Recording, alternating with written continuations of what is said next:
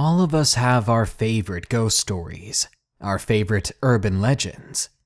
It's usually your go-to story when it's time to scare your friends. Well, the legend of the Tailypo is one of my favorites. It has been since my childhood, and now I'd love to share it with you. So enjoy this quick ghost story. You can expect a full video of scary stories from the mall in a few hours, so stay tuned. Also, I'm now accepting stories on my subreddit. You can click the link in the description or go to reddit.com/r/darknessprevails to start sharing your stories today. And beginning next month, every month the top 5 stories on the subreddit will get gift cards and a dedicated video. Now then, gather round my campfire. This is the legend of the Tailypo. A long time ago, a hunter lived alone in his cabin, deep in the woods. He would have been absolutely alone out there, no one around for miles, had it not been for his 3 dogs.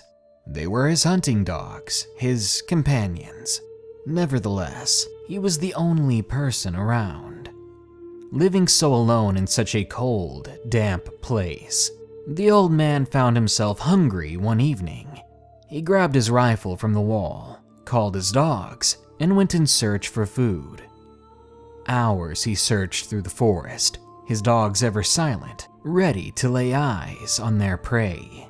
Yet there was none. No deer, no boar, nothing. With a frustrated and maybe a bit sad grunt, the man turned toward home and made his way back heavy-footed. Suddenly, he caught sight of something hanging from a nearby tree branch. It was a dark, slender thing, covered in matted hair. It swayed back and forth in a casual way. It was the tail of a sleeping creature hidden in the tree. Desperate, the hunter took aim and fired at the animal, hoping to fell the big thing and turn it into a meal later. But to his dismay, the creature with the great big yowl scrambled away. Even still, the bullet had cut through the creature's tail, causing the thick thing to drop to the ground with a plop. The hunter, too tired and hungry to be any more disappointed than he already was, he grabbed the tail and hurried on home with thoughts of stew in his mind. When he made it back to the warmth of his cabin, he stoked the fire, stewed up a fine broth, then threw in the skinned tail. Needless to say, the hunter ate well that night and soon found himself dozing off by the fire in an old rocking chair. "Where is it?" The man awoke to a start. There was a voice coming from inside the cabin. "Where is my Tailypo?" It called in anger. Frightened, the hunter grabbed his gun and called for his dogs.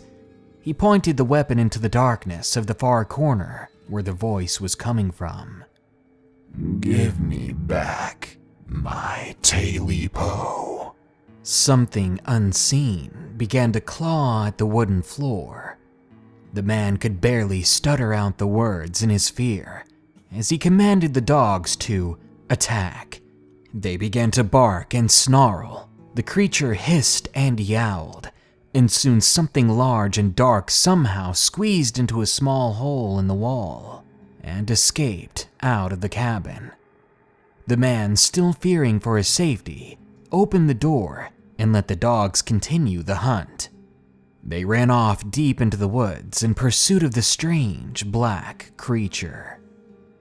The hunter stood on his porch, waiting for the triumphant barking the dogs would make when they made their kill. But it never came. Instead, the hunter was met with deathly silence. He waited for several more hours, calling his dogs by their names one at a time. Eventually, 2 of them returned, with their tails between their legs. The 3rd dog never returned from those woods. The man went off to bed, The day had been long, hard, and frightening. Surely the dogs chased that creature far enough away that he could get some peaceful rest. Not long after the clouds covered the few stars in the night sky, a sound erupted from within the cabin again. It came from just outside the hunter's bedroom door. Tailypo, my Tailypo, it called. It was the same haunting voice from before. I know you have my Tailypo. I don't have it. Leave me be, the man uttered a reply. It's here.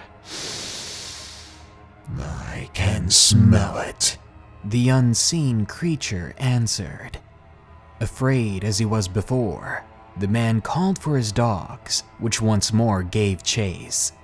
The creature fled out of the cabin, slamming open the front door with its weight, and disappeared into the woods, the dogs nipping at its heels. The man, though, did not leave his bed. He stayed, waiting for his dogs to return. And eventually, one of them did come back. It was shaking, cold, letting out a weak whimper here and there. The hunter grabbed hold of his gun and didn't let go of it for the rest of the night. The next morning, his hunger returned twofold, and he was forced to take his remaining dog to go search for food once more. That morning, a thick fog had rolled in. He could barely make out the tree branches above him, let alone his own hand. He pushed on, a growling stomach his only motivation. When he heard it, he stopped dead in his tracks. It was a voice. It came from all around him, and nowhere, all at once. Tailypo, give me back my Tailypo, it demanded. I said I don't have it, the man called out into the nothingness. The dog, still cowering, ran off in a desperate fit of anger, or perhaps survival. As he did, the cracking of leaves just ahead signaled the presence of the large creature running away. The man took the chance to turn on his heel and run back to the cabin. Once he made it back, he barricaded the door and prayed that the next sound he heard would be his lost dogs pawing at the door. But something told him they wouldn't be back. The day passed by slowly and silently. The hunter didn't move from his bed, gun at his side, and stomach moaning with hunger. When the night came, when the moon was at its highest point in the dark sky, a voice rumbled from within his very own room. It was at the foot of his bed. You have my Tailypo, it said to him, now sounding less angry and more excited. I told you, I've nothing of the sort. The man covered his face with the blanket, too scared to reach for his own rifle, the only thing he had to defend himself. Give me back my Tailypo, it howled. And all at once, the creature pounced, sharp teeth and razor-like claws tearing at flesh. Miles into the woods, screaming could be heard, the sound of an old man in pain, begging for his life. Then, only after everything was quiet for a good while, a different voice emerged. A low and satisfied voice that said, Tailypo, now I have my Tailypo.